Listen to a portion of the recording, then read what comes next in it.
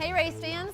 Earlier this season, our cameras got an inside look at the life of a spotter when our guest host, Rahal, talked with his.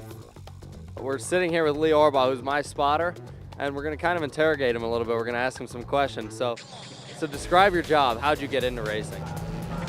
Gosh, I started back in 1987 with Herb Porter. Your dad was running some of Herb's motors in testing for Goodyear tire tests. And then worked for True Sports, which your dad drove for. And then your dad bought the team, and I worked for your dad. And then worked for the Rahal team last year, and they don't have a car this year, so it's kind of worked out. One of your guys on the team called me from Newman Haas, and I knew who you were, so it kind of seemed to work out. Interesting, as you just heard Lee said, I've known Lee since, well, I guess since I was born, which is, yeah, exactly. There's a long story here between the two of us, and maybe we'll talk about that in another blog. But anyway, is there any pressure on you? So I know drivers obviously get pretty nervous. Is it something that you get nervous as well? Oh yeah, for sure. I mean, the start of the race, you qualified well at Indy. We're in fourth position. I don't want to screw up. You don't want to screw up. Nobody wants to screw up at the beginning of the race. So, oh yeah, your heart rate's up, and you see the cars going by on the parade laps, and it's exciting and it's anxiety all at the same time. So yeah, it's definitely get your heart going. Any pre-race rituals? No, not really. I mean, just kind of meet with you beforehand, make sure we're on the same page with our terminology and who we're looking out for in the race and who we're starting next to and those kinds of things. But other than that, no. I think ovals, most people realize that road courses are very physically demanding for a driver, more so than an oval. But an oval is very mentally demanding. Is it something, when you're up top, do you get pretty mentally drained by the end of it all?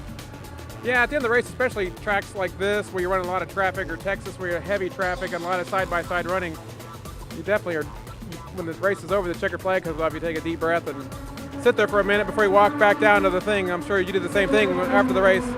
Get out of the car, you're all sweaty and kind of glad it's over with. Are there any spotter no-nos? No, not really. Just depends on what the driver needs or what I think he needs sometimes. But no big no-nos, no. No bathroom breaks, all right? No, you got to go before you go. It's like taking a long road trip. You drink conservatively and don't go until the race is over.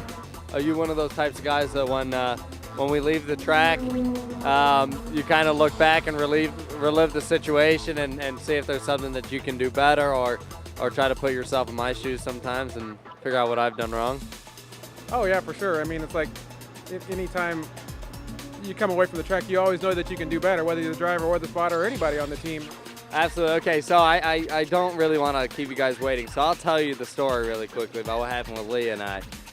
One time, I don't know, what year was this? Do you remember? We were coming back from a test, and we were on your dad's plane at the time, and Graham had a big 5-pound bag of M&Ms, and I was kind of in the back of the plane, so they sent Graham to the back, and we're flying somewhere for a test, and Graham just chums all over me. It was a mix of M&Ms and Coke, I think, and it came out as quick as it went down, I guess. That was a long ride home, trust me.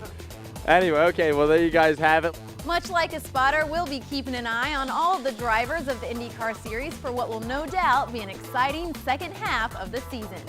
This is IndyCar.com. I'm Lauren Bolander, and you're up to speed.